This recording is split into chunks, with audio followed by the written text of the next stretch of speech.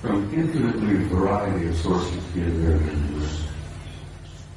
I didn't retire from the Army until 1976, and I kept my top secret clearance up until that moment. After I retired, I went to work for the Federal Emergency Management Agency and worked another 14 years for the U.S. government, where I had a top secret clearance. So I have a total of 41 years of federal service, you might say. But I've learned things over the years that literally still today stun me and shock me. I've learned that the human race is a hybrid race.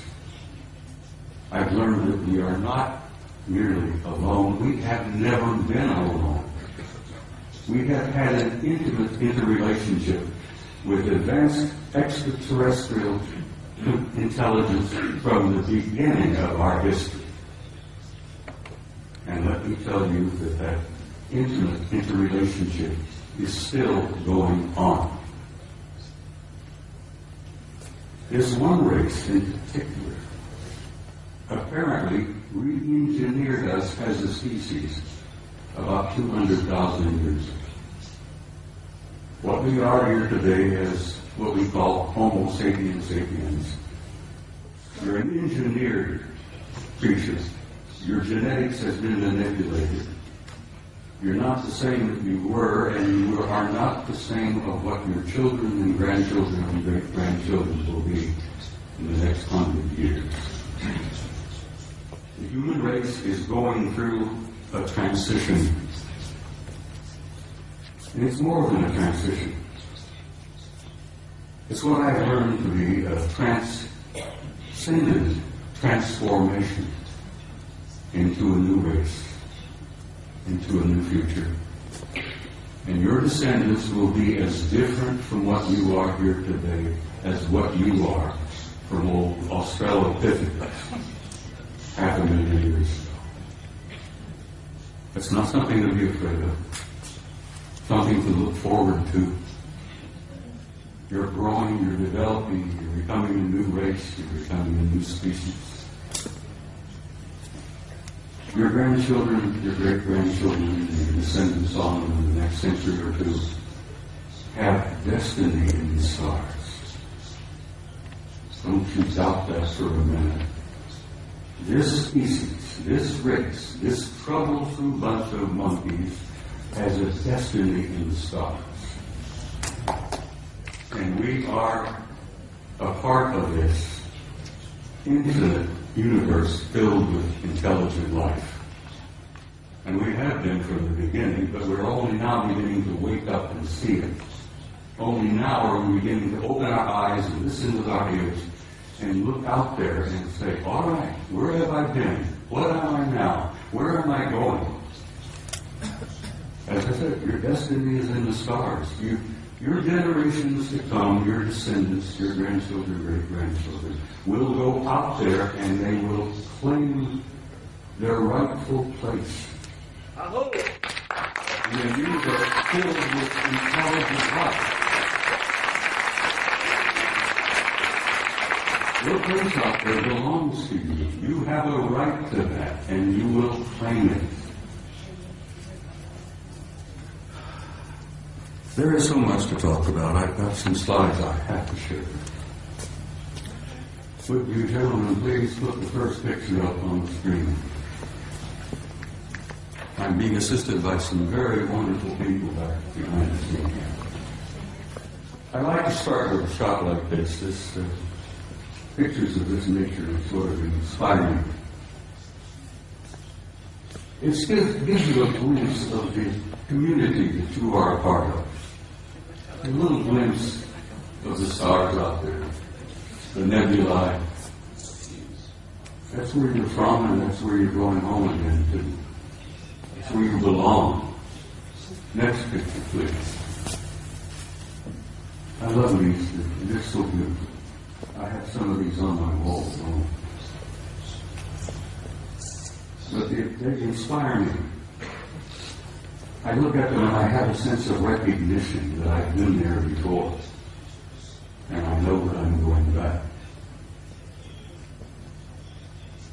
But something happened in my country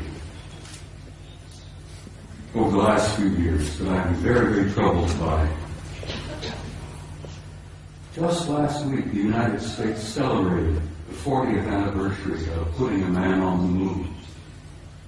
Then we went through this whole whoop-de-doo of patting ourselves on the back and thinking, gee, wasn't that neat? Armstrong, Aldrin, Collins up there in orbit. On the moon, aren't we great people? Aren't we magnificent? Look what we did. So let me tell you a couple of things that they did that you may not have ever heard about before.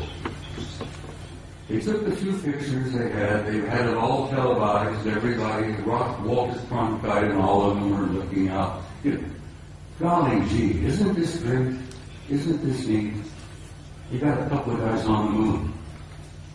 Ladies and gentlemen, my government, NASA, NASA, which many of us in the United States say stands for never a straight answer, proceeded to erase 40 rolls of film of the Apollo program. The flight to the moon, the flight around the moon, the landings on the moon, the walking guys here and there. They erased, for Christ's sake, 40 rolls of film of those events. Now we're talking about several thousand individual frames that were taken that the so-called authorities determined you did not have a right to see. Oh, they were disruptive, socially unacceptable, politically unacceptable. I become furious. I'm a retired command sergeant major. I was never famous for having a lot of patience.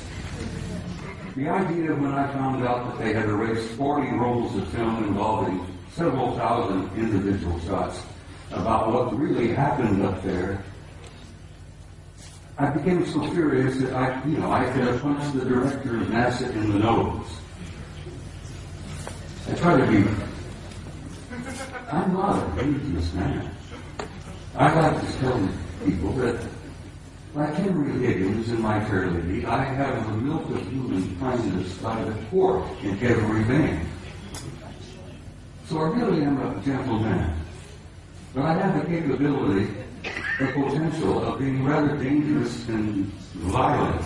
And these lies and these cover-ups that I've learned about firsthand over the years literally infuriate me.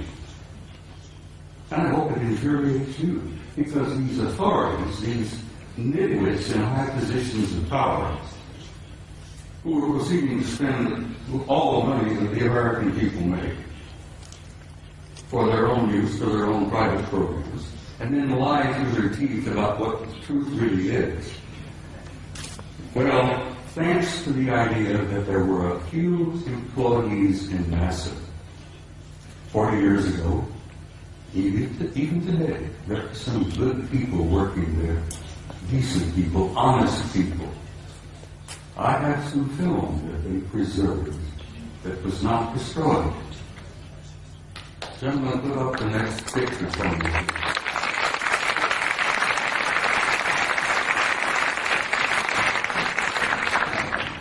This is a NASA photo. This is Apollo 12. Apollo Systems 12, roll number 50, negative number 7348. They were flying over the moon before they landed. They were